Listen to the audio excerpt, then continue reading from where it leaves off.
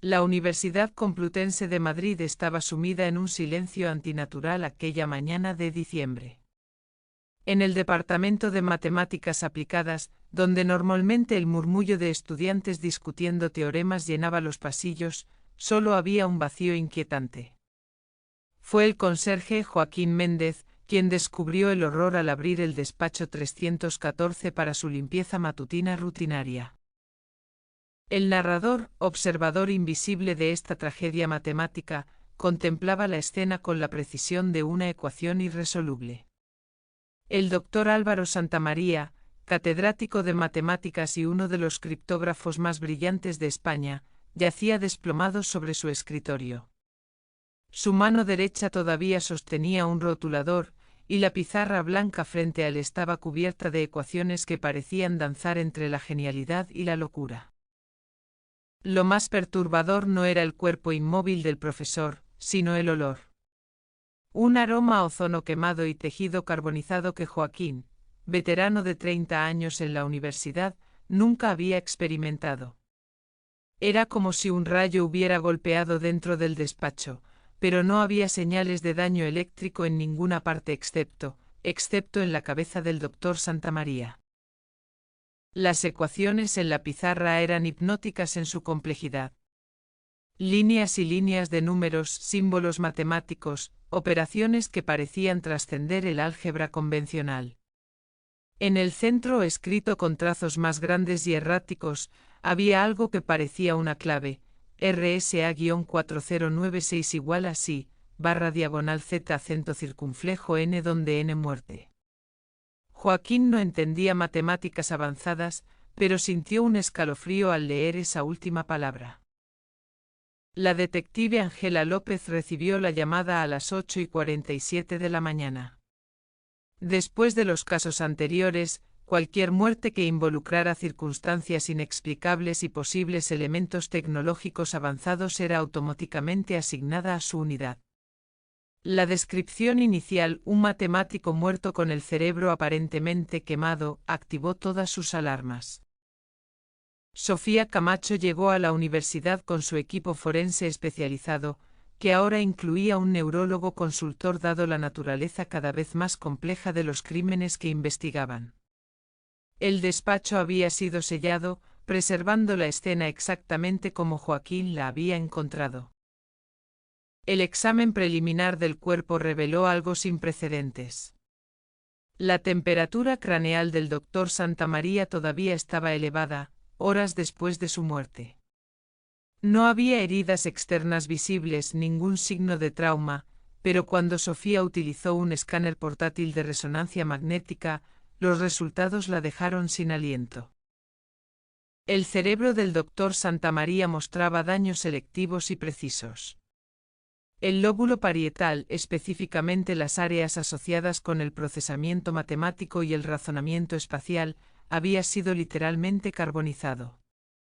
Era como si alguien hubiera aplicado calor intenso pero localizado, destruyendo solo las partes del cerebro que hacían del doctor Santamaría un genio matemático. Pero había más. Los patrones de daño no eran aleatorios. Seguían las rutas neurales específicas asociadas con el procesamiento de números primos y la criptografía. Quien había hecho esto conocía la neuroanatomía con una precisión aterradora y había diseñado el ataque para extraer información específica antes de destruir la fuente. Sofía tomó muestras de tejido cerebral para análisis más profundo mientras Ángela examinaba las ecuaciones en la pizarra. Había llamado al doctor Roberto Chen, matemático de la universidad y amigo del fallecido, para que ayudara a descifrar lo que Santamaría había escrito en sus momentos finales. El doctor Chen palideció al examinar las ecuaciones. «Esto es imposible», murmuró, sus ojos recorriendo frenéticamente los símbolos. «Álvaro está resolviendo problemas del milenio aquí. Mira, esta sección es una aproximación a la hipótesis de Riemann. Y aquí. Dios mío, ha factorizado números primos que llevarían a una supercomputadora años procesar». Ángela no entendía las matemáticas, pero entendía la implicación. ¿Está diciendo que el doctor Santamaría resolvió problemas matemáticos imposibles antes de morir? Chen asintió, claramente perturbado. No solo los resolvió en minutos, a juzgar por la progresión del trabajo. Es como si su cerebro hubiera sido, sobrecargado, forzado a operar a un nivel que ningún humano debería alcanzar. Estas últimas ecuaciones, las más erráticas, parecen ser claves de encriptación. Claves RSA de 4096 bits específicamente. RSA 4096 era uno de los métodos de encriptación más seguros del mundo, utilizado por bancos, gobiernos y, más recientemente, exchanges de criptomonedas para proteger billones de euros en activos digitales. Romper una sola clave RSA 4096 requeriría más poder computacional del que existía en el planeta. Angela comenzó a ver el patrón. ¿El doctor Santamaría trabajaba en seguridad de criptomonedas? Chen confirmó sus sospechas. Álvaro era consultor para CryptoVault Europa, uno de los exchanges más grandes. Diseñó su sistema de seguridad multicapa. Si alguien tuviera estas claves. Se detuvo la magnitud de la implicación golpeándolo. Podrían acceder a wallets con miles de millones en Bitcoin, Ethereum, todo. Parte 4. El patrón de las mentes quemadas. La investigación de Angela reveló que el doctor Santamaría no era la primera víctima. En las últimas 2 semanas, 3 matemáticos más habían muerto en circunstancias similares en Madrid. Todos habían sido encontrados con el mismo patrón de daño cerebral, todos habían dejado ecuaciones incomprensibles, y todos habían trabajado en algún aspecto de la seguridad de CryptoVault Europa. La doctora Elena Varga, especialista en teoría de números, encontrada muerta en su apartamento de Chamartín. El doctor Miguel Torres, experto en criptografía cuántica, muerto en su oficina en el Parque Tecnológico. La doctora Isabel Moreno, genio de los algoritmos de consenso blockchain, fallecida en su laboratorio en la Universidad Autónoma. Sofía realizó autopsias comparativas y encontró el mismo patrón en todos: daño cerebral selectivo causado por lo que parecía ser radiación electromagnética focalizada. Pero la precisión era lo que la desconcertaba. No era un ataque generalizado al cerebro, sino una destrucción quirúrgica de áreas específicas después de haberlas estimulado al máximo. En cada escena del crimen, las víctimas habían escrito ecuaciones que, cuando se combinaban, formaban un mapa completo del sistema de seguridad de CryptoVault. Era como si alguien hubiera usado sus cerebros como computadoras biológicas, forzándolos a resolver problemas específicos antes de descartarlos como hardware obsoleto. La investigación llevó a Angela a explorar un mundo que no conocía, el submundo de los hackers de criptomonedas y los matemáticos renegados. En foros encriptados de la Dark Web, encontró menciones a alguien conocido como Euler's Ghost, el fantasma de Euler, quien supuestamente había descubierto una forma de minar cerebros en lugar de criptomonedas. Un informante, un hacker reformado llamado Marcus, que ahora trabajaba en seguridad corporativa, proporcionó información crucial. Euler's Ghost no es solo un hacker, explicó en una reunión clandestina. Es alguien con conocimientos de neurociencia y física cuántica. Circulan rumores de que desarrolló una tecnología que puede inducir estados de savant temporal en cerebros normales. El síndrome del savant era una condición rara donde individuos mostraban habilidades extraordinarias en áreas específicas, a menudo matemáticas o memoria. Algunos científicos teorizaban que todos los cerebros tenían este potencial, pero estaba bloqueado por procesos neurales normales. Si alguien había encontrado una forma de desbloquearlo artificialmente. Marcus continuó, pero hay un precio. El cerebro humano no está diseñado para ese nivel de procesamiento. Es como hacer overclocking extremo a un procesador sin refrigeración adecuada. Eventualmente se quema. Literalmente en este caso. Parte 6. La máquina de Turing humana. La pista decisiva vino de un patrón en los movimientos de las víctimas antes de su muerte. Todas habían visitado la misma clínica de estimulación cognitiva en las semanas previas, un centro llamado Neurovault en el exclusivo barrio de Salamanca. La clínica ofrecía tratamientos de mejora cognitiva usando lo que describían como estimulación magnética transcraneal de nueva generación. Angela y su equipo obtuvieron una orden de registro para Neurovault. La clínica parecía legítima desde fuera, decoración minimalista, certificados médicos en las paredes, personal con batas blancas impolutas. Pero algo en el ambiente hacía que Angela sintiera que estaban en el lugar correcto. El director de la clínica, Dr. Dmitry Volkov, sin relación con el Volkov del caso de la ópera, aunque la coincidencia del apellido inquietó a Angela, era un neurocientífico ruso de unos 50 años con un doctorado del MIT. Inicialmente cooperativo, se volvió evasivo cuando Angela mencionó a las víctimas. Todos fueron pacientes aquí, sí, admitió finalmente. Vinieron buscando mejorar su rendimiento cognitivo. Es un servicio que ofrecemos a profesionales de alto nivel. Completamente legal y seguro. Pero cuando Sofía examinó el equipo de la clínica con su escáner especializado, encontró modificaciones que no deberían estar allí. Los dispositivos de estimulación magnética habían sido alterados para producir frecuencias mucho más altas de lo médicamente aprobado, y había componentes adicionales que no reconoció. Cristales de cuarzo modificados y lo que parecían ser procesadores cuánticos en miniatura. En el sótano de Neurovault, sellado tras una puerta con cerradura biométrica, Angela descubrió el verdadero laboratorio. Era una fusión perturbadora de neurociencia avanzada y computación cuántica. Pantallas mostraban escaneos cerebrales en tiempo real, con áreas específicas marcadas como nodos de procesamiento y clústeres de cálculo. En el centro había una silla que parecía salida de una película de ciencia ficción, rodeada por un conjunto de antenas parabólicas en miniatura y bobinas electromagnéticas. Sobre un escritorio cercano, encontraron notas detalladas sobre algo llamado Protocolo Turing, un procedimiento para convertir temporalmente un cerebro humano en una computadora cuántica biológica.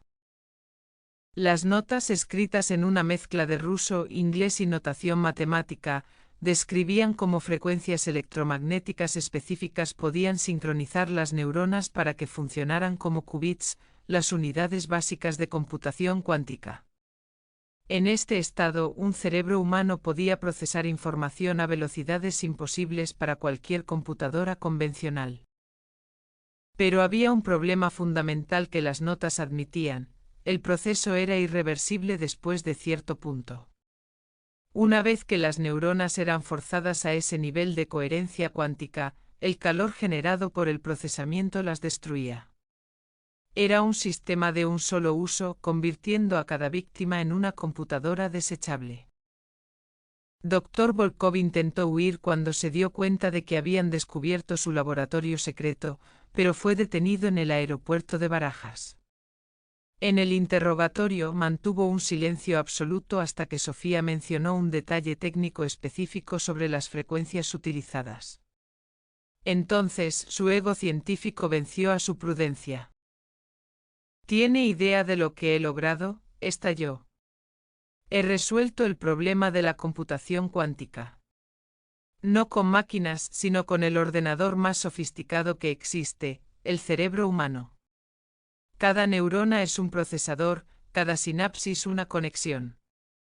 Solo necesitaba la frecuencia correcta para sincronizarlos. Angela lo presionó sobre las víctimas. Volkov mostró una frialdad clínica perturbadora. Eran voluntarios en cierto sentido. Vinieron buscando mejorar sus capacidades. Les di exactamente eso. Por unos momentos gloriosos, fueron los seres humanos más inteligentes que jamás existieron. Resolvieron problemas que cambiarán el mundo. Y luego murieron, Angela señaló con disgusto. El progreso requiere sacrificio, respondió Volkov. Sus muertes no fueron en vano. Con la información que extrajeron, he accedido a wallets de criptomonedas por valor de 3.000 millones de euros. Dinero que financiará la siguiente fase de mi investigación. El equipo de delitos tecnológicos rastreó las transferencias de criptomonedas. Volkov había sido meticuloso, usando mezcladores y exchanges descentralizados para ocultar el rastro, pero había un patrón. Los fondos se estaban consolidando en wallets específicas, preparándose para algo grande. La investigación reveló que Volkov no trabajaba solo. Había una red de inversores en la sombra, individuos que habían financiado su investigación a cambio de una parte de los fondos robados. Estos inversores incluían oligarcas rusos, magnates tecnológicos chinos, e incluso algunos fondos de inversión europeos que operaban en zonas grises legales. Más inquietante aún, Volkov había estado reclutando nuevas computadoras humanas. Tenía una lista de matemáticos y científicos de datos de toda Europa, clasificados por sus especialidades y su compatibilidad neurológica con su tecnología. Planeaba escalar la operación, crear una granja de cerebros humanos para resolver cualquier problema computacional.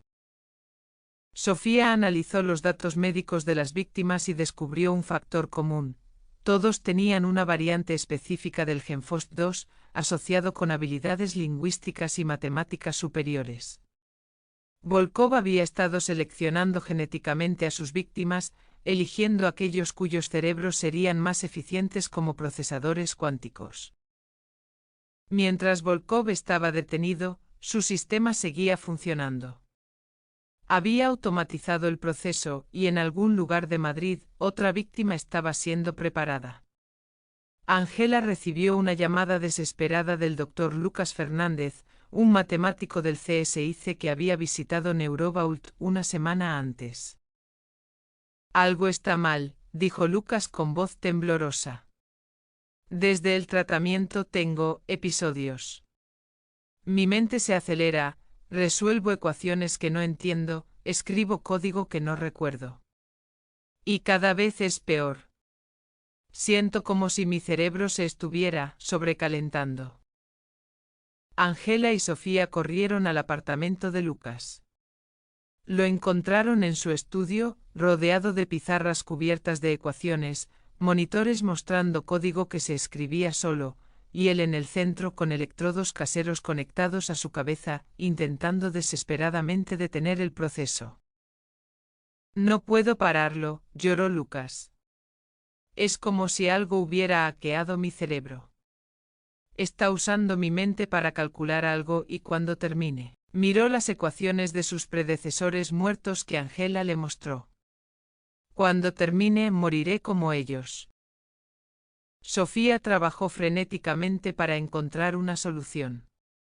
Si no podían detener el proceso, tal vez podrían redirigirlo.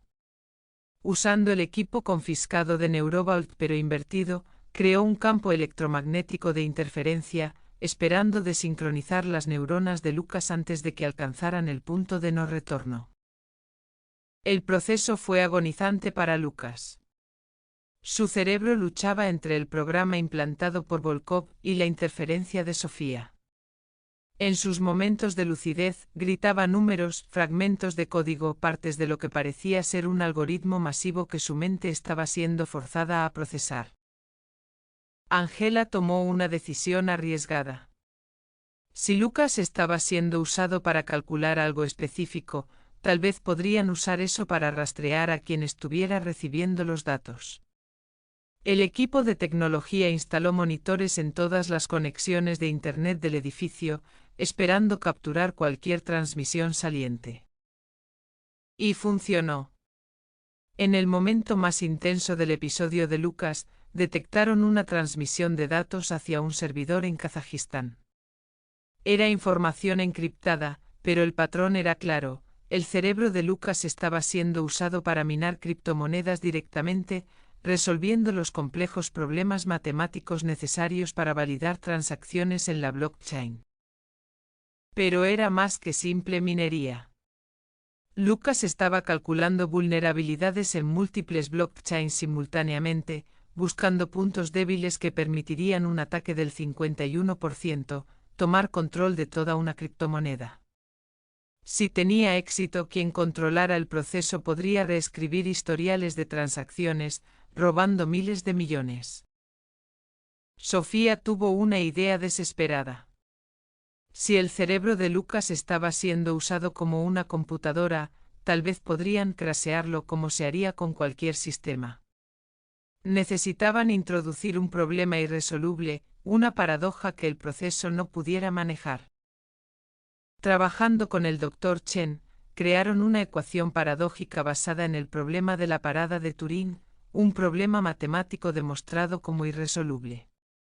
Lo escribieron en grandes caracteres frente a Lucas, forzando a sus ojos hiperactivos a procesarlo.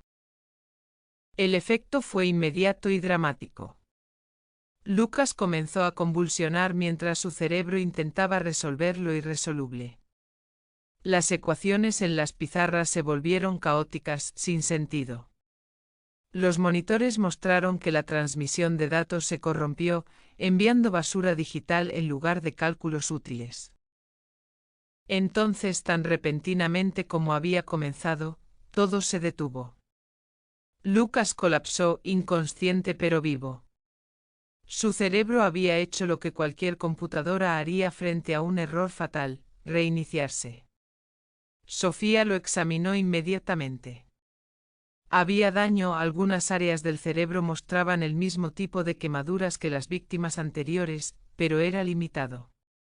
Lucas sobreviviría, aunque probablemente con algunas secuelas cognitivas. Con Lucas estabilizado y los datos de transmisión capturados, Angela pudo rastrear la red completa de Volkov. No era solo un esquema de robo de criptomonedas, era un intento de crear la primera red de computación cuántica biológica del mundo, usando cerebros humanos como nodos. Los documentos incautados revelaron el alcance completo del plan. Fase 1. Robar fondos para financiamiento. Fase 2. Reclutar o secuestrar matemáticos y programadores. Fase 3. Crear una red de miles de cerebros sincronizados, capaz de romper cualquier encriptación, predecir mercados financieros, incluso diseñar nuevas armas autónomas. Los inversores en la sombra comenzaron a ser arrestados en operaciones coordinadas por toda Europa. Cada arresto revelaba más tentáculos de la conspiración. Algunos inversores eran víctimas ellos mismos, chantajeados con información obtenida a través de los cerebros hackeados. Otros eran verdaderos creyentes en la visión de Volkov de la evolución forzada de la inteligencia humana. Entre los documentos, Sofía encontró investigación médica perturbadora. Volkov había estado experimentando con formas de hacer el proceso menos letal. No por compasión, sino por eficiencia. Quería poder usar el mismo cerebro múltiples veces, creando esclavos computacionales permanentes. Lucas Fernández se convirtió en el testigo clave contra Volkov. A pesar del daño cerebral, podía articular la experiencia de ser convertido en una computadora contra su voluntad. Su testimonio en el juicio fue escalofriante. No era como perder el control de mi mente, explicó al tribunal. Era como si mi mente fuera secuestrada y forzada a trabajar en una fábrica. Podía sentir cada cálculo, cada ecuación, pero no podía detenerlo. Era consciente de que me estaba matando, podía sentir mis neuronas quemándose, pero no podía hacer nada. Describió la sensación de su inteligencia siendo amplificada artificialmente. Por momentos entendía el universo de una manera que ningún humano debería. Veía patrones en los números primos, soluciones a problemas milenarios. Pero ese conocimiento venía con dolor, un dolor que no puedo describir. Como si mi alma estuviera siendo desgarrada. El testimonio de Lucas humanizó el crimen de una manera que las estadísticas y la evidencia técnica no podían. El jurado pudo ver el costo humano de la ambición desmedida de Volkov. El robo de criptomonedas fue parcialmente recuperado, aunque millones ya habían sido lavados a través de exchanges no regulados. CryptoVault Europa tuvo que rediseñar completamente su sistema de seguridad, abandonando la dependencia de expertos humanos individuales. Se establecieron nuevas regulaciones para clínicas de mejora cognitiva, requiriendo supervisión médica estricta y límites en las frecuencias electromagnéticas que podían usar. Pero todos sabían que era una medida provisional. La tecnología que Volkov había desarrollado estaba ahora en el mundo, y otros intentarían replicarla. Sofía lideró un equipo de investigación para desarrollar defensas contra el hackeo neural. Crearon un dispositivo portátil que podía detectar frecuencias electromagnéticas anómalas dirigidas al cerebro, una especie de firewall neuronal. Se volvió equipamiento estándar para matemáticos y científicos de datos trabajando en proyectos sensibles. La comunidad matemática de Madrid quedó traumatizada. Muchos se negaban a trabajar en criptografía, temiendo convertirse en objetivos. Otros formaron cooperativas de seguridad, trabajando solo en grupos donde podían vigilarse mutuamente contra posibles ataques. Las ecuaciones dejadas por las víctimas se convirtieron en objeto de estudio intenso. Aunque escritas bajo coacción neurológica extrema, contenían insights matemáticos genuinos. Varios problemas de larga data fueron parcialmente resueltos, aunque la comunidad científica debatió la ética de usar conocimiento obtenido de tal manera. Dr. Chen lideró un proyecto para preservar y estudiar estas ecuaciones de muerte, como las llamaban. Argumentaba que ignorar el conocimiento no honraría a las víctimas. Otros sostenían que usar el trabajo era validar los métodos de Volkov. El debate dividió a la comunidad académica. Un memorial fue establecido en la Universidad Complutense, donde el Dr. Santamaría había trabajado. No era una placa o estatua tradicional, sino una instalación interactiva que mostraba las ecuaciones finales de cada víctima, transformadas en patrones de luz que los visitantes podían contemplar. Era hermoso y perturbador en igual medida. El caso Volkov reveló una nueva dimensión en la guerra cibernética, el cerebro humano como campo de batalla.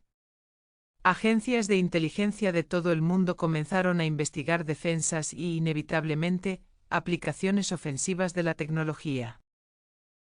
Angela fue reclutada como consultora para un grupo de trabajo internacional sobre seguridad cognitiva. Viajó a conferencias donde espías científicos y éticos debatían cómo proteger la última frontera de privacidad, la mente humana. Se desarrollaron tratados internacionales prohibiendo el uso de tecnología de hackeo neural, pero todos sabían que eran difíciles de hacer cumplir. ¿Cómo probar que alguien había sido víctima de hackeo neural versus un episodio psicótico natural? ¿Cómo regular tecnología que podía ser disfrazada como tratamiento médico legítimo? Sofía se convirtió en la experta forense líder en crímenes neurotecnológicos. Desarrolló protocolos para detectar evidencia de manipulación neural en autopsias, técnicas que se volvieron estándar en todo el mundo. Su trabajo salvó vidas, pero también la hizo consciente de cuán vulnerable era el cerebro humano a la manipulación tecnológica. El juicio de Dmitry Volkov fue llamado el juicio del siglo por los medios. No solo por la novedad del crimen, sino por las implicaciones para el futuro de la humanidad. Si los cerebros podían ser hackeados como computadoras, ¿qué significaba eso para el libre albedrío, la responsabilidad personal, la naturaleza misma de la consciencia? Volkov se defendió a sí mismo, convirtiendo el juicio en una plataforma para sus teorías. Argumentó que no había cometido asesinato sino evolución asistida. Las víctimas, decía, habían experimentado estados de consciencia superiores antes de morir. Habían tocado lo divino a través de las matemáticas puras. La muerte es el precio de la trascendencia, declaró en su alegato final. Di a esas mentes la oportunidad de resolver los misterios del universo. Que murieran después es irrelevante comparado con lo que lograron en sus momentos finales. El fiscal respondió con los testimonios de las familias. Hijos que habían perdido padres, esposos que habían perdido esposas, todos por la ambición de un hombre de convertir humanos en máquinas. La humanidad de las víctimas, no su capacidad computacional, era lo que importaba. Volkov fue condenado a cadena perpetua por 4 cargos de asesinato y 1 de intento de asesinato. Fue enviado a una prisión especial donde todas las señales electromagnéticas estaban bloqueadas, prevenir cualquier intento de continuar sus experimentos incluso desde el cautiverio. En su sentencia, el juez pronunció palabras que resonarían en los anales de la jurisprudencia: el cerebro humano no es hardware para ser programado, sino el asiento de nuestra humanidad. Tratarlo como una máquina es el crimen último contra la dignidad humana. Pero incluso mientras Volkov era llevado, sonrió. En su celda, los guardias encontraron más tarde ecuaciones garabateadas con su propia sangre en las paredes. Ecuaciones que, cuando fueron analizadas, contenían fragmentos de un nuevo algoritmo, uno que podría teóricamente permitir el hackeo neural usando solo ondas de sonido. Había continuado calculando, usando su propio cerebro como laboratorio. El narrador observa Madrid un año después del caso. La ciudad ha añadido otra capa a sus defensas invisibles. Junto con las cámaras de seguridad y los detectores de metal, ahora hay escudos electromagnéticos en lugares sensibles, protegiendo los cerebros de sus ciudadanos de ataques invisibles. Ángela López dirige ahora la unidad de crímenes neurotecnológicos, la primera de su tipo en el mundo. Cada semana recibe reportes de intentos de hackeo neural, la mayoría amateur, pero algunos sofisticados suficientes para preocuparla. La guerra por la mente humana ha comenzado, y ella está en primera línea. Sofía Camacho ha establecido el Instituto de Seguridad Neurológica, donde entrena a la próxima generación de forenses especializados en crímenes contra el cerebro. Sus estudiantes aprenden a detectar signos de manipulación neural, a protegerse contra ataques cognitivos, a preservar la evidencia de crímenes que ocurren en el espacio entre las neuronas. Lucas Fernández, el superviviente, ha encontrado un nuevo propósito. A pesar del daño cerebral que limita sus capacidades matemáticas, se ha convertido en activista por los derechos neuronales. Habla en conferencias sobre su experiencia, advirtiendo sobre los peligros de la mejora cognitiva no regulada. Las voces del crimen han hablado desde el reino de los números y las neuronas. Ángela y Sofía han aprendido que el crimen evoluciona con la tecnología, que cada avance humano puede ser pervertido para propósitos oscuros. En algún lugar, en laboratorios clandestinos y sótanos ocultos, otros como Volkov trabajan en la siguiente generación de armas cognitivas. Sueñan con ejércitos de cerebros esclavizados, con la capacidad de resolver cualquier problema simplemente sacrificando mentes humanas en el altar del cálculo. Pero también en universidades y centros de investigación, científicos éticos trabajan en defensas. Desarrollan formas de fortalecer el cerebro contra la manipulación, de detectar ataques antes de que causen daño, de preservar la santidad de la mente humana en una era donde todo es hackeable. Los matemáticos de Madrid continúan su trabajo, resolviendo problemas y empujando los límites del conocimiento humano. Pero ahora son cautelosos, conscientes de que su don puede convertirlos en objetivos. Algunos usan cascos de protección electromagnética. Otros trabajan solo en salas aisladas. Todos entienden que su cerebro es tanto su herramienta más preciada como su vulnerabilidad más grande. En su celda de aislamiento electromagnético, Dmitry Volkov calcula. Sin papel, sin lápiz, solo su mente trabajando en problemas que solo él entiende. Los guardias a veces lo escuchan murmurar números en su sueño, largas secuencias que no significan nada para ellos pero que podrían contener los secretos del universo o las semillas de la próxima atrocidad. Y en Madrid, Ángela y Sofía vigilan. Guardianas en la frontera entre la mente y la máquina, protegiendo la última fortaleza de la humanidad, el derecho a pensar libremente sin que nadie convierta nuestros pensamientos en código, nuestras neuronas en procesadores, nuestras mentes en máquinas. Los números continúan su danza eterna, bellos e indiferentes. Pero ahora sabemos que en las manos equivocadas, hasta las matemáticas pueden convertirse en un arma. Y las voces del crimen nos recuerdan que debemos proteger no solo nuestros cuerpos y propiedades, sino también nuestras mentes, ese último refugio que algunos querrían conquistar y explotar.